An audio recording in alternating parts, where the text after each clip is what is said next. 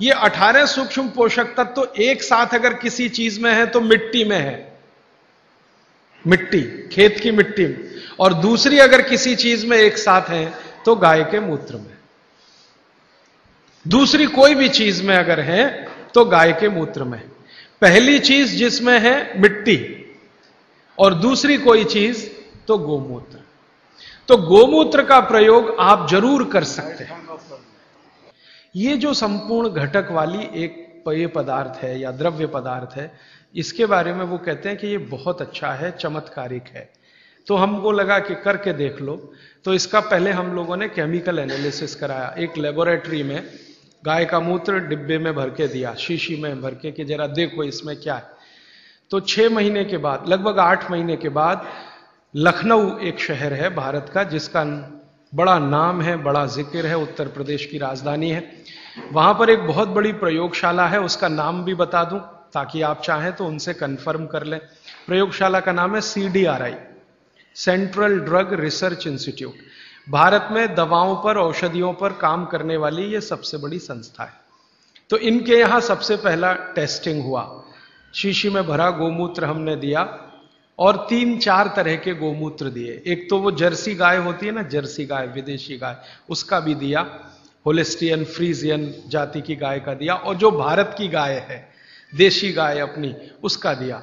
तो वैज्ञानिकों ने 6 से 8 महीना लगाया। फिर रिपोर्ट आई। रिपोर्ट के बाद पता चला कि शरीर की बीमारियों को खत्म करने के लिए जितने घटक चाहिए वो सब गोमूत्र में हैं, सबके सब, सबके सब है। अब जैसे मैं आपको नाम लेके कहूं, आपको त्वचा का कोई भी रोग हो गया, कोई भी रोग हो गया त्वचा का, तो इसका माने आपके शरीर में एक घटक कम हुआ।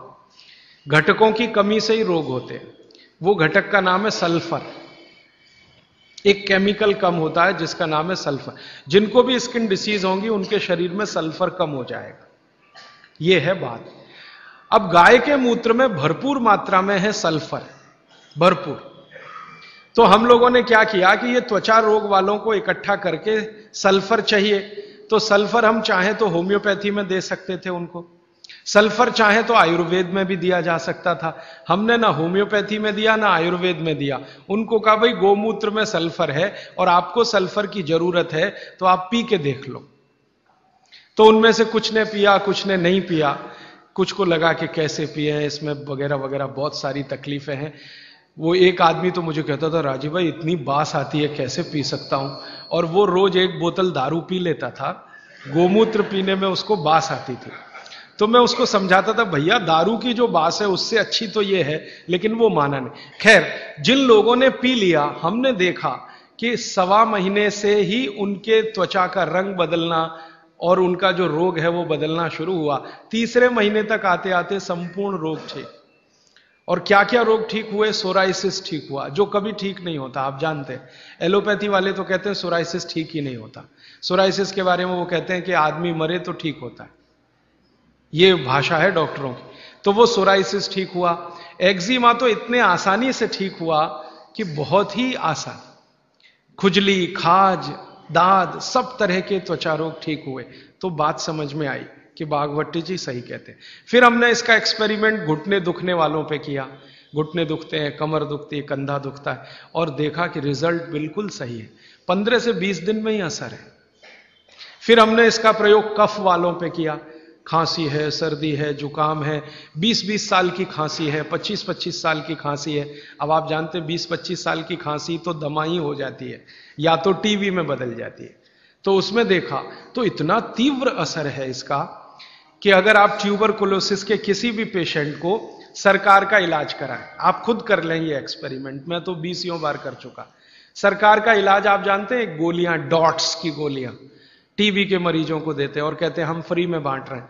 तो एक आदमी को आप बोलो कि डॉट्स खाए और इलाज कराए, और दूसरा ऐसा ही आदमी पैरेलल ले लो जिसको टीबी है, अस्थमा है, दमा है, उसको कहो नहीं तुम सिर्फ गोमूत्र पियो और कुछ मत करो।